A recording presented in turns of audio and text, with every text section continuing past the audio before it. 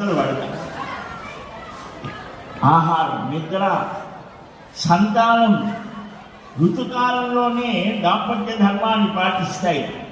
సరే, మన సంగతి చెప్పక్కర్లేదు. కాబట్టి దేంట్లో వాటికంటే మనం గొప్ప అనేది ఆలోచన చేయాలి.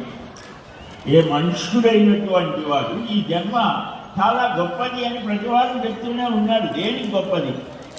ఆస్తులు పెట్టుకోవటానికా, లేకపోతే మరొకట ఇతరుని బాధించైనా నేను అధికారం చలాయించాలి, అది దానికోసమా?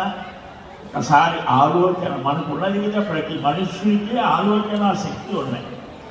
కాబట్టి ఇక్కడ భరతుడు శైశవే అభ్యస్త విద్యానాం యవనే విషయేషునాం అయిపోయి వాగ్దానాలు పడతారు. ఆహారం, నిద్ర, సంతానం ఋతుకాలంలోనే దాంపత్య ధర్మాన్ని పాటిస్తాయి. సరే, మన సంగతి చెప్పక్కర్లేదు.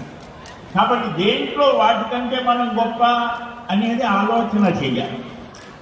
ఏ మనుష్యుడైనటువంటి వాడు ఈ జన్మ చాలా గొప్పది అని ప్రతివాడు చెప్తూనే ఉన్నాడు. దేనికి గొప్పది?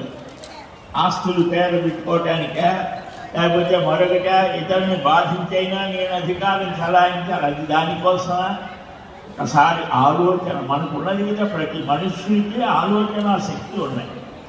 కాబట్టి ఇక్కడ భరతుడు శైశవే అభ్యస్త విద్యానాం యవనే విషయేషునాం అయిపోయి